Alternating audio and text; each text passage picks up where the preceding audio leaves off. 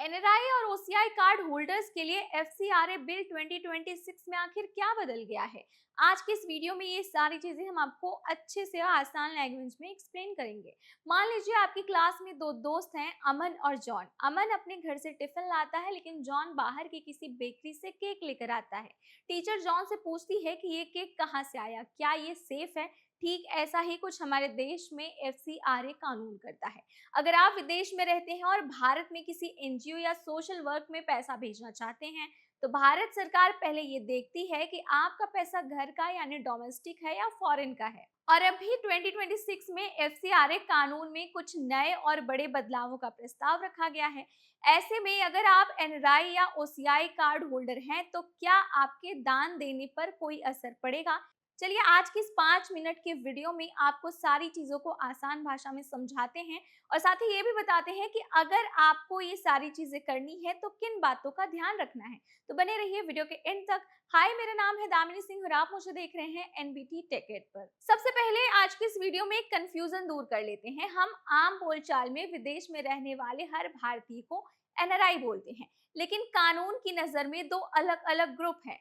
NRI यानी Indian passport holder. आप America, Dubai या लंदन में रहते हैं, लेकिन आपके पास भारत का पासपोर्ट है, तो आपका कमाया हुआ पैसा कानून की नजर में भारत का ही पैसा यानी डोमेस्टिक फंड माना जाता है।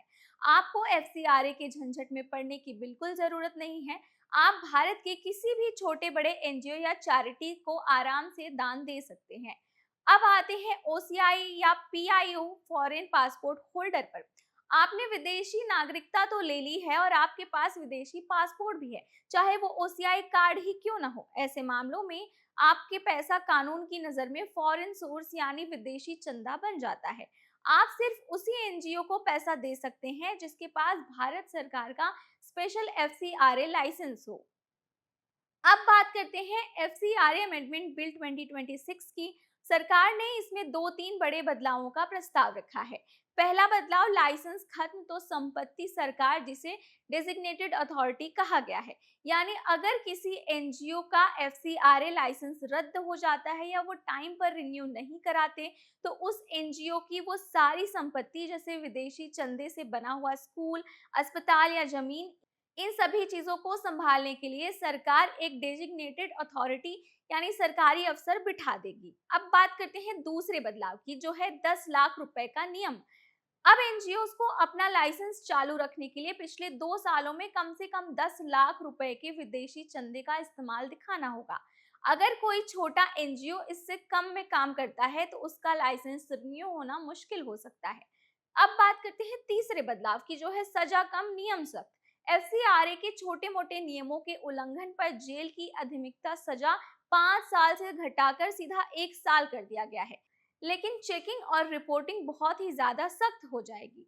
अब असली सवाल कि क्या इस नए बिल से आपको डरने की जरूरत है? तो अगर आप अपने घर या रिश्तेदारों को पैसा भेज रहे हैं, तो डरने की कोई बात नहीं है।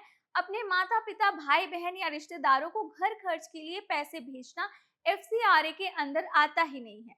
लेकिन एक बात ध्यान रखें, अगर आप विदेशी नागरिक यानी ओसीआई हैं और आप अपने भारतीय रिश्तेदार को 1 साल में 10 लाख से ज्यादा का गिफ्ट भेजते हैं, तो आपके रिश्तेदारों को सरकार यानी मिनिस्ट्री ऑफ होम अफेयर्स को फॉर्म FC1 भरकर सूचना देनी होगी। इसके अलावा अगर आप भारतीय पासपोर्ट वाले एनआरआई हैं और एनजीओ या चैरिटी को दान दे रहे हैं, तो आप पर एफसीआरए कानून का कोई भी सीधा असर नहीं है। आप बेझिझक किसी भी संस्था को दान दे सकते हैं।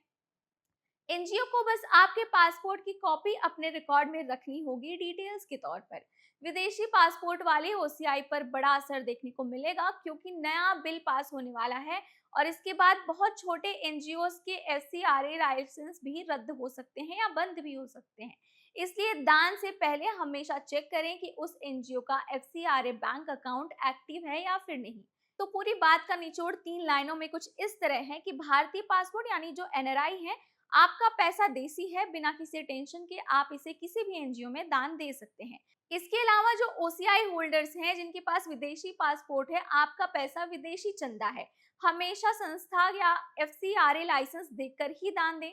फैमिली ट्रांसफर, रिश्तेदारों को पैसे भेजने पर एफसीआरए की रोक टोक नहीं है। अगर आपको ये जानकारी काम की लगी हो तो अपने एनआरआई और ओसीआई दोस्त को इस वीडियो को जरूर शेयर करें, क्या पता ये वीडियो उनके काम की हो। और अगर आप हमारे चैनल पर नए हैं तो चैनल को सब्सक्राइब जरूर करें, और अगर आज की वीडियो आपको पसंद आई हो तो वीडियो को लाइक करना ना भूलें।